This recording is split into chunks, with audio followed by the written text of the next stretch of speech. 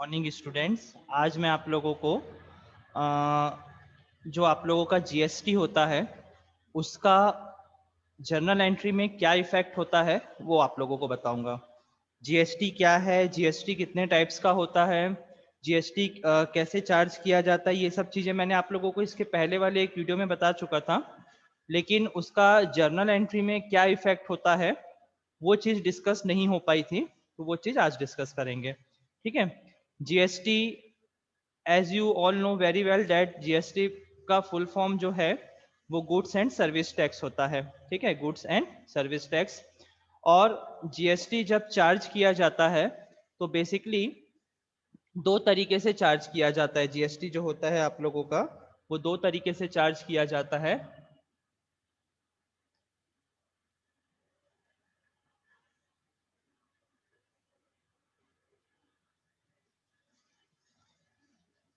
Input GST और output GST. ये चीज पहले बता चुका था मैं।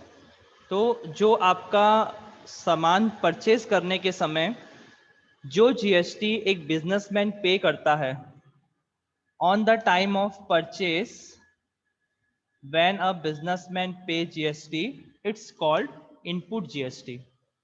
It's called input GST. ठीक है। But when a businessman sold the goods and recover the amount of GST from the consumer, so it's called output GST. Okay, so at the time of sale, when GST is charged or recovered by seller, it's called output GST. इसको याद करने का जो सबसे simple तरीका है वो आप लोगों के सामने लिखा हुआ है बोर्ड में। इससे ज्यादा सिंपल तरीका और कुछ हो भी नहीं सकता। परचेज करते हैं, सामान आता है इन, इसलिए इनपुट। सामान सेल करते हैं, सामान चला जाता है आउट, तो आउटपुट जीएसटी। ठीक है।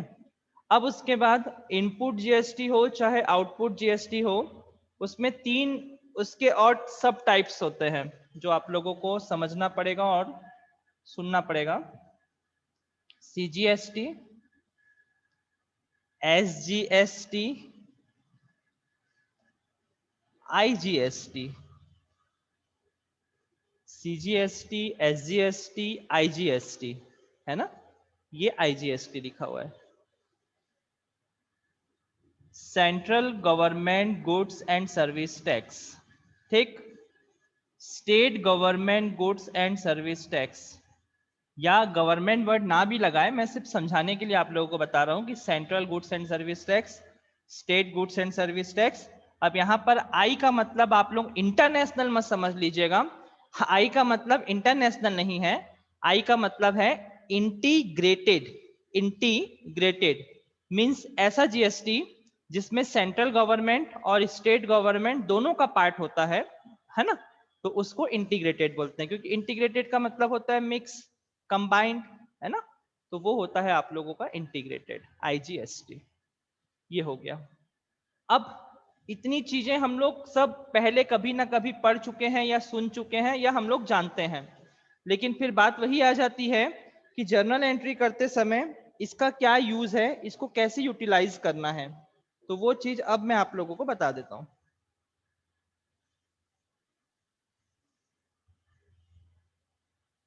देखिए, अगर मान लीजिए हम परचेस कर रहे हैं,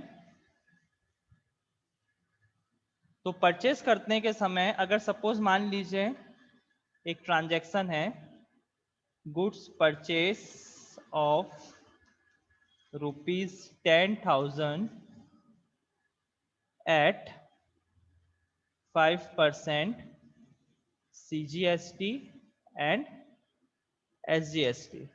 मतलब दोनों 5-5% है, सीजीएसटी भी 5% है और एसजीएसटी भी 5% है।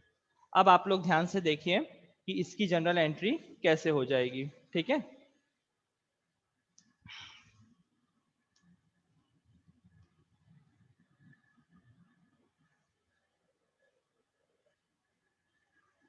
परचेस अकाउंट डेबिट,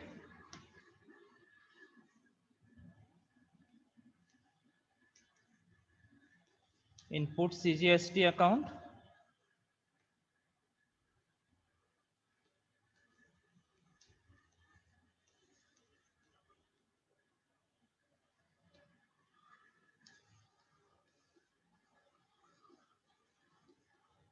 ठीक है। मतलब आपने गुड्स परचेज किया था 10,000 रुपीज का, उसमें आपने 5% CGST दिया, तो इसका 5% हो जाएगा 500 रुपए, इसका 500 हो जाएगा, इसी का सेम 500। तो ये टोटल मिलाकर हमारे पास टोटल आ गया 11,000।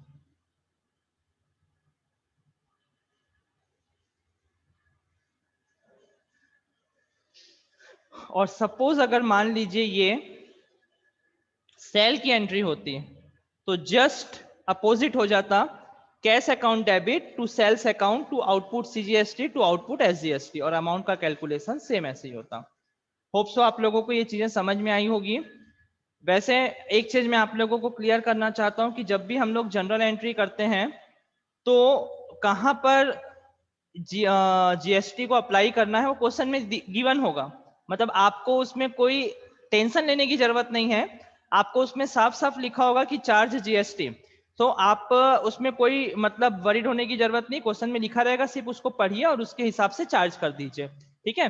और बेसिकली जितने भी गुड्स और एसेट्स से रिलेटेड ट्रांजैक्शन होते हैं उसमें GST चार्ज होता है, एसेट्स में भी चार्ज होता है, ध्यान रखिएगा, ठीक है। और बाकी की चीजें जैसे जैसे हम लोग क्वेश्चन बनाएंगे तो वो अपने आप कंसेप्ट जो है वो क्लियर होते जाएंगे। फिलहाल अभी इतना आप लोगों को बेसिक समझना जरूरी था। आई होप आप लोगों को समझ में भी आ गया होगा, और अगर कुछ छूट रहा होगा तो लाइव क्लासेस में उसको डिस्कस कर लेंगे, ठीक है। तो आगे के क्वेश्चंस नेक्स्ट क्लासेस में देखते हैं। Okay, thank you.